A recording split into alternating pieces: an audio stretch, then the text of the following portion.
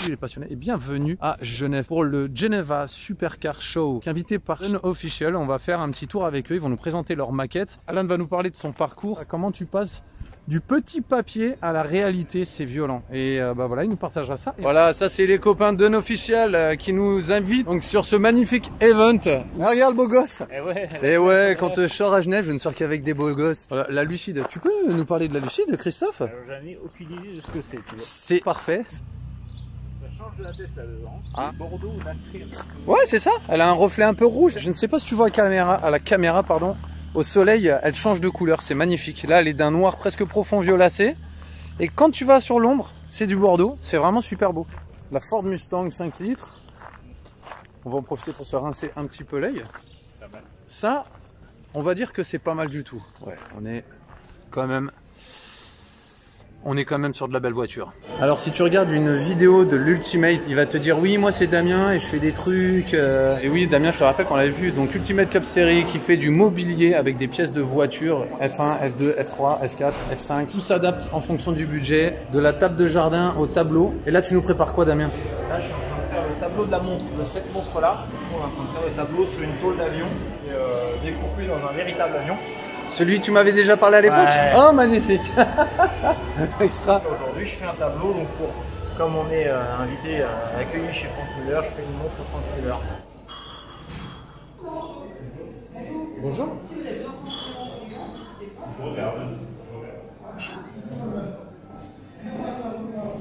Ce serait pas Charlie Bompas des Soca Franchise? Pour le CIF? C'est ça, Christophe, Charlie. Enchanté. Donc Christophe, grand sportif, amateur de magnifiques voitures et collègue de travail. Charlie, je te propose de nous présenter Unofficial. Là aujourd'hui, c'est ça l'objet du désir. Allons voir ça. Je suis fan de Porsche depuis que je suis tout petit, je m'amuse à les réinventer comme on le voit avec la 908 Longtail. C'est une réinterprétation moderne de la 908 de 1968. J'ai imaginé une version moderne de la 935 Street de Mansour Ogier qu'il avait commandé à Porsche en 1983. Je me suis amusé à imaginer à quoi ça ressemblerait si Porsche la refaisait aujourd'hui sur une 992 Turbo S. On a deux versions. Là, une version, celle qu'on voit qu'on appellerait plutôt Touring.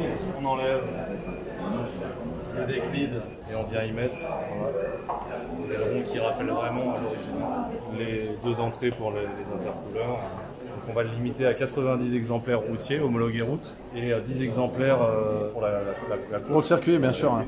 Et sur lequel il y aura un diffuseur un peu plus agressif et une lame avant un peu plus retravaillée. Un kit entièrement en carbone, limité à 90 exemplaires. Prix de 350 000 €. En plus de la voiture, mais on est sur quelque chose d'exceptionnel. Exceptionnel et très limité. On a élargi la voiture de 45 mm par côté, 45 mm sur la voiture réelle. On reste sous la barre des 2 mètres. Je voulais vraiment lui donner ce design iconique de la 935 où on a l'impression qu'il y a une 911 Qui sort d'une boîte. Une boîte aéro. De la 992, on conserve les feux, parce que c'est une pièce, quand on fait du design, c'est une pièce qui est très très chère à changer. Il y a beaucoup d'homologation et beaucoup de développement. Le pavillon, les portes et le capot. Et après, tout est refait entièrement. Intérieur, on reste sur des pièces qui existent de chez Porsche pour avoir une option avec des sièges de GT3 et un arceau, pour un côté un peu plus agressif, un côté un peu plus... Ou sinon, l'intérieur confort, qui est l'intérieur de la 992 Turbo S d'origine. On proposera au client de le retrimer à son goût. Dès l'instant où un client choisit une couleur, la couleur est automatiquement retirée. Impossible d'en avoir de même. Voilà. Et chaque voiture, moyennant une option, pourra être fait en partenariat avec un artiste. D'accord. Et donc aura une livrée graphique comme on peut le voir sur celle-ci. Ouais, qui est juste là. Qui a été faite avec Color Sponge. Et l'idée c'est de faire appel à des créatifs pour qu'ils nous fassent des livrets sur mesure. C'est de la folie. Cheers. Tu sais que c'est de la folie. Bien sûr. Tu veux un peu de caviar? Non merci, j'en ai déjà mangé ce matin. On est bien d'accord que c'est intemporel. J'avais failli acheter une Maserati de la Catiche 2 là. Et en fait, j'étais rentré dedans, il y avait le vieux Blackpoint, comme l'autoradio Blackpoint, là, comme dans les, je sais plus quoi, c'était les Renault. Attends, là il y a un truc rigolo là. Là tu dis que dans la Maserati il y avait le même poste que dans le Kangoo. Ah ouais, ça, oui. T'as tout compris et ça faisait vraiment pitié quoi.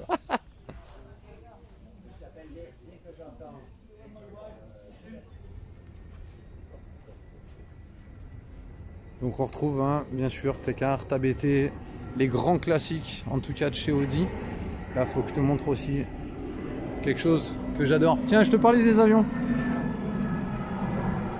Non mais en vrai, quand t'as un château comme ça et un avion là, c'est un peu chier. C'est quoi l'histoire de cette voiture, ou du moins de cette maquette? Je l'ai imaginé en 2015. J'étais designer pour une marque automobile qui s'appelle Chery. Et j'ai demandé à mon patron, sur mon temps libre, si je pouvais, en tant que fan de Porsche, si je pouvais faire un projet. Et quelque chose, il faut le savoir, en tant que designer automobile, c'est généralement interdit. Vu qu'à Shanghai, c'était un peu freestyle, il m'a autorisé à le faire. C'est parti d'un sketch que j'ai fait en 2015, qui était au moment où Gran Turismo faisait toutes les visions GT pour les marques. Sauf que Porsche, à l'époque, avait un contrat spécifique avec un autre producteur de jeux vidéo. Du coup, il n'avait pas le droit de participer. Et donc moi qui suis fan de Porsche, je me suis dit, bah, moi c'est une opportunité pour moi de faire quelque chose. Je suis tombé sur la 908 Longtail de 1968, donc la longue queue, et je me suis dit, bah faut que je parte de ça. Et donc j'ai fait un premier sketch qui a généré beaucoup d'intérêt sur les réseaux sociaux. À la base, je voulais m'arrêter à un sketch. Alors, je suis purement un designer automobile, donc je ne modélise pas en 3D. J'ai ma vision dans ma tête, mais je suis pas capable de la retranscrire en 3D. Donc j'ai été voir mon collègue de boulot et je lui ai dit, écoute... Est-ce qu'on peut le citer? Ouais, c'est Marcos Beltrao, il y a même son nom sur la lettre. C'était un collègue brésilien. En fait, il y a le nom de tous ceux qui ont participé à Marcos Beltrao, qui était donc mon collègue avec qui j'avais l'habitude de vraiment faire tous mes projets. Lui a modélisé pour le coup tout l'extérieur. À la base, on avait prévu que ça se fasse entre 3 et 4 mois. Et au final, on a passé 1 an. On présente l'auto, on l'a mis sur les réseaux sociaux. Les gens pensent que c'est un projet officiel Porsche. Et ça a pris quelques mois pour que Porsche tombe dessus eux-mêmes. Et ils m'ont contacté et ils m'ont dit on est fan du projet, l'histoire elle est folle. En fin 2016, ils me donnent un budget pour construire une maquette dans le but de eux envoyer une équipe de caméras pour venir faire un film à Shanghai sur le projet. Basé sur la maquette? Porsche m'a contacté pratiquement 1 an après qu'on l'ait dévoilé. J'avais pas envie de remontrer la même chose. Ils venaient de gagner Le Mans. Je leur ai dit ce que je vous propose c'est de faire une version RSR livrée avec laquelle vous allez gagner Le Mans. Ils ont adoré l'idée, donc on a fait une version spéciale. On lui a rajouté les ailerons verticaux, le gros aileron. On a fait un nouvel arrière, un nouveau diffuseur plus agressif. Et voilà, on a présenté ça, ça du coup en 2017. Elle est folle. Voilà. Elle est clairement folle. C'est ce qui m'a fait, entre guillemets, connaître ouais, et puis dévoiler au grand public ton talent, parce que ça s'appelle du talent. Donc on peut voir vraiment tous les dessins que... Donc ça c'est vraiment ça, tout ce qui t'est passé par la tête, voilà. Tu les mets toutes. Avec qui j'en fais... J'ai vu une Renault 5. Ouais, alors j'ai travaillé, pour la petite anecdote, j'ai travaillé en tant que consultant pour Alpine. C'est une moto électrique que j'ai faite l'année dernière qui a été présentée au salon de l'ECMA avec L2C, donc David et Alain. David et Alain. Les collègues avec qui je présente. Les discrets. Voilà, exactement. Il y a des gens discrets, pas comme moi. Félicitations, c'est vraiment super beau. Merci beaucoup Alain en tout cas, c'est vraiment cool. Elle est très belle. J'aime beaucoup ce kit large que j'aimerais bien faire sur la Yaris d'ailleurs, parce que c'est vraiment très beau. Le double all-in en position, t'as vu? Bien à jouer, tu me vois bien. Ouais. Ouais, elle est vraiment très belle. C'est beau, hein? T'as vu la nouvelle qu'ils ont sortie? La tourbillon, avec développé par les horlogers, ouais. Le tableau de bord. C'est histoire de... Alors si on doit choisir dans tout ça, je prends ça aussi. Hein? Je prends la noire, là, le petit GT4 là. La noire, elle est terrible. Ah non, mais la GT4 RS, ouais, franchement, faut pas se mentir. Il y a la caisse de fou malade. Tu vois, ça c'est donc C63 MG là. T'as 30 ans, tu te fais plaisir, tu dis allez pas, je m'achète ça. Après, 35 ans, 2 enfants.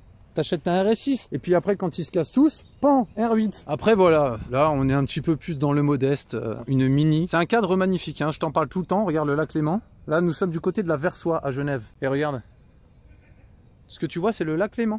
Petit point noir, on va pas se mentir, t'es sur un couloir aérien. Les propriétaires d'avions, arrêtez de passer au-dessus de Genève, c'est chiant. Parle-nous un peu de l'histoire de cette moto parce que elle est hyper attachante. Tu viens de me la raconter et j'ai envie que les gens entendent ce que tu as à nous dire là-dessus. Et Messina du coup qui est une marque. L'histoire commence en 2017-2018 avec ma volonté de greffer un moteur de Buell sur un châssis de Vauxhall. Mon fils me dit non, on va s'emmerder à faire ça, donc laisse-moi faire, revends ta Vauxhall, on prend le moteur et je te construis la moto. Donc en 2019, il a atteint un cancer, il se consacre à la moto. Donc on part du moteur, posé par terre dans le garage, un scan photogrammétrique, quelques dimensions, dont C'est n'importe quoi, je te jure.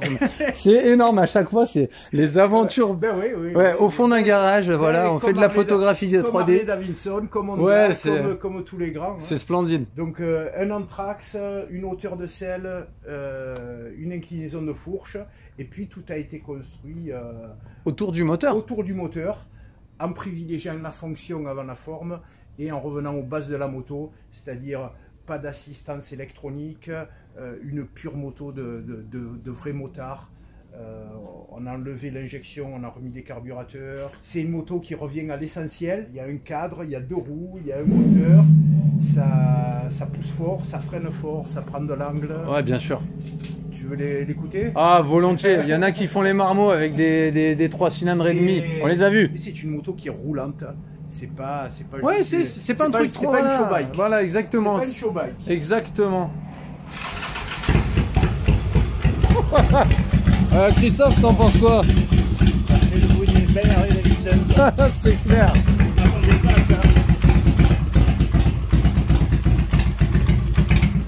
On va pas se mentir, le ralenti est un petit peu bas comme on l'aime.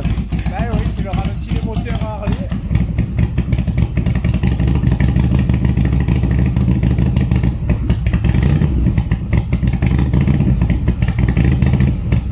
Il y a tout un tas de pièces, les têtes de fourche et tout, le support compteur, le phare, le dessous de selle, les blocs, le support moteur, Ils sont violents. des pièces des biellettes de suspension et même axes de colonne de direction et même des écrous, des vis qui sont fabriqués sur mesure en alu aéronautique taille et masse. Mais par contre, il y a aussi une partie artisanale que j'ai voulu garder. Donc la boîte à air, le réservoir et le dosseret sont faits à la main. C'est de l'aluminium fait à la main. En tout cas, c'est une machine. Oh, mais c'est que moi je paierais pour faire des tours comme ça. Juste laisse-la moi 10 km, je fais un tour en ville et je reviens. Les gens, c'est une moto d'extraterrestre. Tu te dis, elle vient d'une autre planète, c'est pas possible. Là, tu es vraiment sur de la machine. Et alors, regarde-moi ces motos, elles sont pas magnifiques. Regarde les échappements. C'est du n'importe quoi. C'est vraiment incroyable.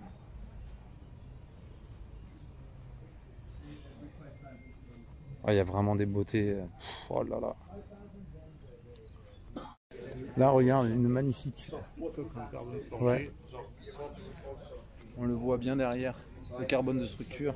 Oui, parce que tu sais que le carbone forgé, c'est esthétique. Hein. C'est pas très résistant.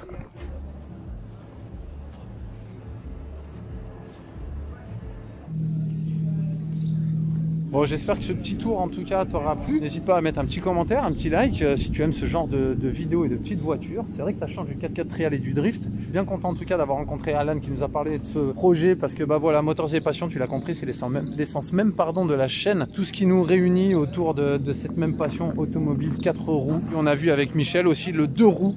Charlie, est-ce que tu aurais quelque chose à nous dire pour le mot de la fin, s'il te plaît? Restez connectés, rendez-vous le 26 juillet.